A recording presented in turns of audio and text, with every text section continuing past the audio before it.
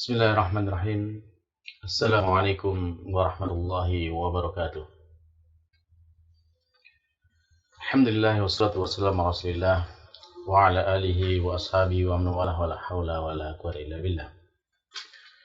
Ma'asyiral muslimin, para pemirsa yang dimuliakan Allah Subhanahu wa taala. Alhamdulillah, bersyukur kita kepada Allah Subhanahu wa taala pada kesempatan kali ini. Kembali Allah Subhanahu wa taala memberikan kesempatan kepada kita untuk melanjutkan majelis kita, majelis yang mulia. Majelis dalam kita mengenal hak-haknya Allah Subhanahu wa taala yang menjadi kewajiban yang harus kita tunaikan semuanya. Dan mana apabila kita telah berhasil menunaikan kewajiban ini, fa insyaallah itu akan menjadi sebab kebahagiaan kita di dunia dan di akhirat kelak. Maka tentunya ini adalah perkara yang sangat penting yang wajib untuk kita ketahui bersama. Kita dalam majelis ini membaca sebuah kitab kecil, tetapi sangat padat dan sangat manfaat isinya, yaitu kitab yang diberi judul Al-Usulus Salasah. 3 landasan yang utama, 3 pondasi yang utama yang harus dimiliki ilmunya, yang harus dimengerti oleh seorang muslim. Pada pertemuan sebelumnya sudah kita jelaskan tentang landasan yang pertama, yaitu tentang mengenal Allah Subhanahu wa taala sebagai Rabb kita. Ya, yaitu ketika ditanya siapa Tuhanmu, maka kita sudah mengenal yaitu bahwasanya Tuhan kita adalah Allah Subhanahu wa taala, dan dengan apa kita mengenal Tuhan kita adalah dengan ayat-ayat dan dengan makhluk-makhluknya. Dan kemudian pada pertemuan yang terakhir kita sudah menjelaskan tentang macam-macam ibadah. Ya, macam-macam ibadah yang Allah perintahkan kepada kita. Seperti apa? Al-Islam, al-Iman, al-Ihsan, doa, khauf, roja, tawakal, rohbah, khusyuk, khasyah, inabah, isti'anah, isti'adzah, istighasah, al-zabah, an-nazar, dan yang selainnya dari macam-macam ibadah yang Allah perintahkan kepada kita. Nah, maka pada kesempatan kali ini kita akan melanjutkan dengan dalil-dalil yang menunjukkan tentang perintah tersebut dari Allah Subhanahu wa taala. Maka di sini al-mu'allif Syekh Muhammad At-Tamimi hafizahullah taala, beliau pun mengawali dengan perintah kepada ibadah yang pertama, yaitu ibadah ad-du'a. Beliau hafizahullah ta'ala mengatakan wad dalilu qauluhu ta'ala, dan yang menjadi dalil adalah firman Allah Subhanahu wa taala, wa annal masajida lillah, dan bahwasanya masjid-masjid itu hanya untuk Allah. Fala tad'u, maka janganlah kalian berdoa, janganlah kalian menyeru, janganlah kalian meminta ma'allahi bersama Allah itu ahada, seorang pun. Nah, di sini dalam surat Jin ayat 18 ini ada penegasan bahwasanya ada larangan dari Allah Subhanahu wa taala agar jangan sampai kita berdoa kepada selain Allah Subhanahu wa taala. Jadi doa itu hanya untuk Allah semata. Tidak boleh ada sesuatu apapun yang kita sandarkan doa kepadanya. Dan kemudian beliau mengatakan faman sarafa minha syai'an, barang siapa yang memalingkan dari doa ini sesuatu saja, sedikit saja dari doa itu dipalingkan li ghairillah kepada selain Allah, fahuwa musyrikun kafirun, maka dia termasuk orang yang telah berbuat syirik dan juga termasuk bisa menjadi orang yang kafir ketika dia berdoa kepada selain Allah Subhanahu wa taala. Jadi ini sangat penting sekali, doa hanya untuk Allah semata. Juga firman Allah Subhanahu wa taala yang lainnya bahwasanya wad dalilu qauluhu ta'ala, dan juga yang menjadi dalil firman Allah Subhanahu wa taala, wa may yad'u ma'allahi ilahan akhar, dan barang siapa yang menyeru, yang berdoa kepada selain Allah Subhanahu wa taala sebagai Tuhan. Ya. Jadi wa may yad'u, dan barang siapa yang berdoa ma'allahi bersama Allah ilahan, yaitu sembahan-sembahan akhir yang lain, maka la burhanalah, maka itu enggak ada bukti kebenaran yang menunjukkan tentang hal itu. Dia enggak ada hujah untuk melakukan berdoa kepada selain Allah Subhanahu wa taala. La burhanalahu bihi, enggak ada Tidak ada burhan, tidak ada bukti, tidak ada hujah yang membolehkan dia berbuat yang seperti itu. Nah, jadi di sini adalah penting sekali bahwasanya Allah Subhanahu wa taala melarang kita untuk berdoa kepada selainnya. Dan demikian juga fa innama hisabuhu inda rabbih. Maka sesungguhnya nanti hisabnya, ya perhitungan amalnya atau pembalasan amalnya itu ya ada di sisi Tuhannya. Kalau dia sudah memalingkan doa kepada selain Allah Subhanahu wa taala, maka nanti akan dihisab oleh Allah Subhanahu wa taala, jangan diminta pertanggungjawabannya. Dan tentunya itu bahwasanya ketika dia sudah memalingkan haknya Allah kepada yang selainnya, maka ini akan menjadi ya bukti yang nyata bagi dia agar mendapatkan balasan, yaitu berupa hukuman dari Allah Subhanahu wa taala. Innahu la yuflihul kafirun. Sesungguhnya tidak akan beruntung orang-orang yang berbuat atau orang-orang kafir itu. Surat Al-Mu'minun ayat 117. Orang-orang kafir tidak akan memperoleh keberuntungan, tidak akan memperoleh kemenangan, dan tidak akan memperoleh kejayaan. Nah, ini di surat Al-Mu'minun 117. Demikian juga di dalam sabda Rasulullah sallallahu alaihi wasallam fil hadis, di dalam hadis yang sahih bahwasanya beliau bersabda, ad-du'a mukhul ibadah. Doa itu adalah inti daripada ibadah tersebut. Bahkan ditegaskan Allah Subhanahu wa taala di dalam firman-Nya, wa dalil qauluhu ta'ala, yang menunjukkan bahwasanya doa itu adalah inti ibadah. Allah pun berfirman, wa qala rabbukum ud'uni astajib lakum. Dan Allah berfirman, dan Tuhanmu ya berkata, ud'uni, berdoalah kepadaku, astajib lakum, aku kabulkan bagi kalian. Ini langsung doa langsung dikabulkan tanpa ada perantara sedikit pun, tidak ada perantara, satu huruf pun tidak ada. Kita berdoa langsung Allah kabulkan. Jadi dalam berdoa kepada Allah tidak butuh perantara.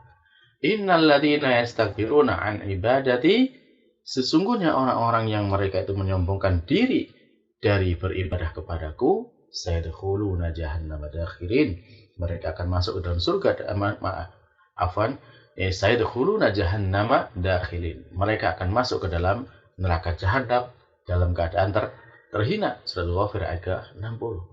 Perhatikan di sini para jamaah Allah Subhanahu wa taala, bahwasanya doa itu perintah Allah Subhanahu wa taala, dan berdoanya adalah langsung kepada Allah Subhanahu wa taala. Jadi doa kita langsung kepada Allah Subhanahu wa taala. Nah, dan kemudian di dalam doa ini maka kita akan mendapatkan ijabah dari Allah Subhanahu wa taala. Dan kalau kita nggak mau berdoa, artinya apa? Kita menyombongkan diri. Kita menganggap diri kita mampu. Kita menganggap diri kita kuat. Kita menganggap diri kita bisa tanpa mengandalkan Allah Subhanahu wa taala, maka itulah bentuk kesombongan. Pada hakikatnya kita adalah lemah, yang bisa memberikan kekuatan kepada kita hanya Allah Subhanahu wa taala.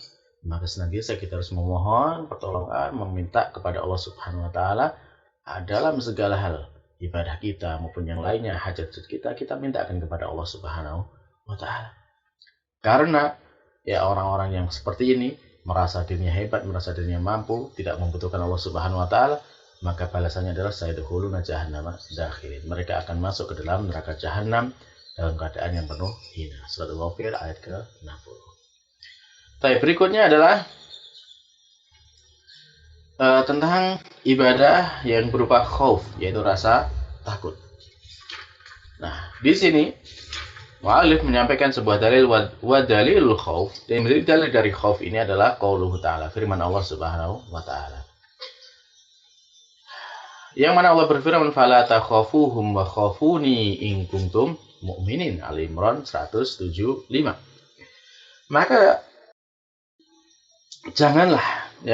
Maka janganlah kalian takut kepada mereka, dan takutlah kepadaku jika kalian benar-benar orang yang beriman.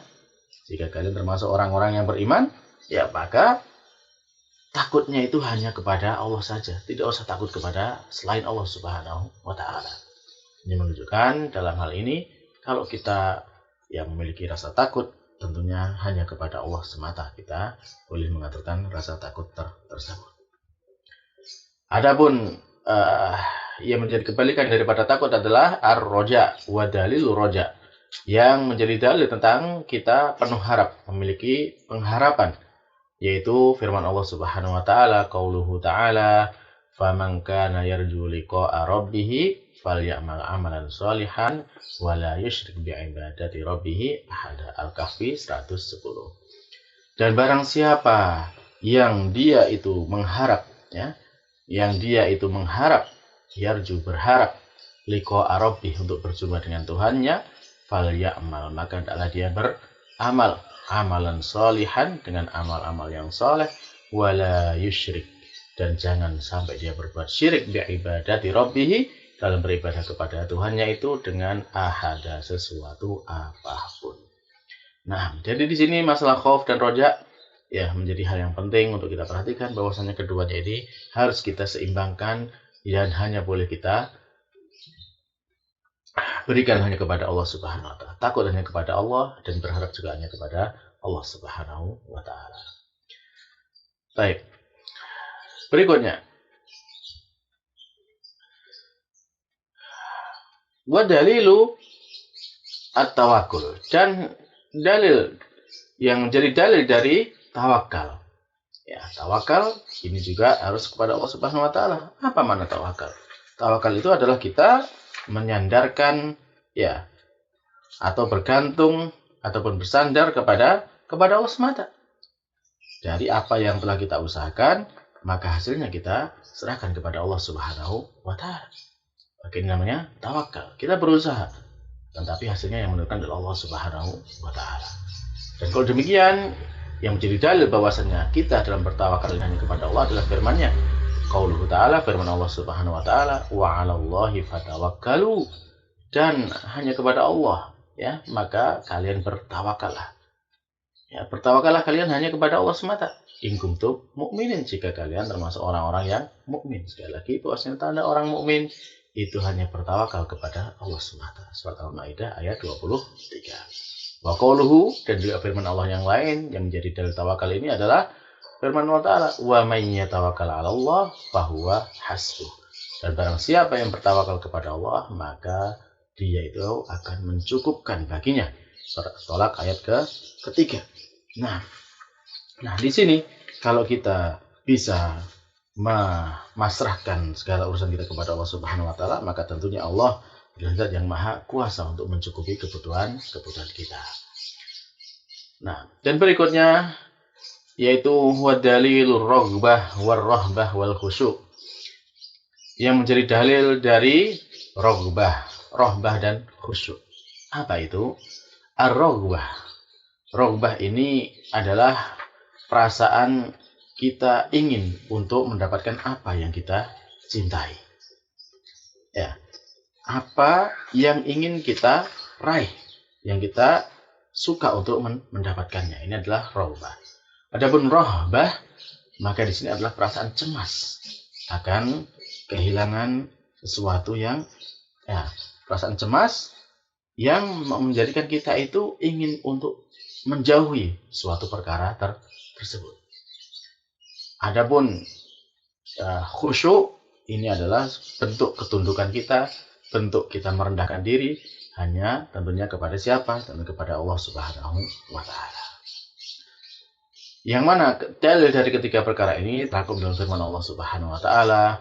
Qauluhu ta'ala, Allah Subhanahu wa taala berfirman, innahum kanu yusari'una fil khairat wa yad'unana raghaban wa rahaba wa kanu lana khashi'in. Jadi mereka itu menyeru. Jadi sesungguhnya mereka innahum kanu, sesungguhnya mereka itu adalah yusari'un, orang-orang yang bersegera, Bersegera apa? Fil khairat, dalam kebaikan. Siapa mereka yang bersegera dalam kebaikan ini? Yaitu mereka wayada'unana, yaitu mereka yang berdoa kepada kami, berdoa kepada Allah Subhanahu wa taala, raghaban, dengan penuh keinginan untuk mendapatkan kebaikan dari Allah Subhanahu wa taala, wa rahaban, dan dengan penuh kecemasan untuk terhindar dari segala hal yang membahayakannya. wa kanu lana khashiin, dan mereka itu kepada kami adalah khusyuk, mereka itu tunduk, mereka itu berserah diri kepada Allah Subhanahu wa taala. Surat Al-Anbiya ayat 90. Jadi di sini kita mendapatkan dalil tentang tentang raghbah, rahbah, dan khusyuk. Dan semuanya ini hanya boleh kita aturkan hanya kepada Allah Subhanahu wa taala semata. Baik, berikutnya Mu'allif menyatakan wa dalilul khasyah. Adapun yang menjadi dalil tentang khasyah. Nah, khasyah ini juga dimaknai dengan rasa takut. Tetapi takut tentang khasyah ini berbeda dengan takut yang disebut dengan khauf. Bedanya bagaimana? Bedanya itu kalau khauf itu kita takut kepada sesuatu yang belum tentu sesuatu itu bisa membahayakan kita. Tapi kalau khasyah ini kita takut kepada sesuatu yang memang kita ketahui bahwasanya itu bisa membahayakan kita. Maka disinilah dalam khasyah ini ketakutannya dengan adanya ilmu pengetahuan tentang apa yang ditakuti tersebut. Nah, tentunya kalau kita takut kepada Allah Subhanahu wa taala ya karena Allah adalah zat yang maha syadidul iqab, maha keras siksaannya, ya tentunya kita harus semakin dekat kepada Allah Subhanahu wa taala, semakin taat kepada Allah Subhanahu wa taala agar kita terhindar dari hal-hal yang tidak kita inginkan. Ya. Yang menjadi dalil adalah qaulullah ta'ala, firman Allah Subhanahu wa taala, "Fala takhshawhum wakhshawni," maka janganlah kalian takut kepada mereka dan ya takutlah kepadaku. Al-Baqarah ayat 150. Nah, disinilah bahwasanya Allah melarang kita takut kepada selain Allah karena selain Allah tidak bisa memberikan madarat. Apapun itu tidak bisa memberikan madarat. Yang bisa memberikan kemudaratan hanya Allah semata. Maka kita hanya takutnya kepada Allah juga. Jadi apapun yang tidak Allah kehendaki tidak akan terjadi. Sedangkan apa yang Allah kehendaki itu pasti terjadi. Sehingga kalau kita takut kepada Allah, maka Allah tentu tidak akan menyanyiakan kita. Dan insya Allah akan menjaga dan melindungi kita. Baik. Berikutnya adalah wa dalilul inabah.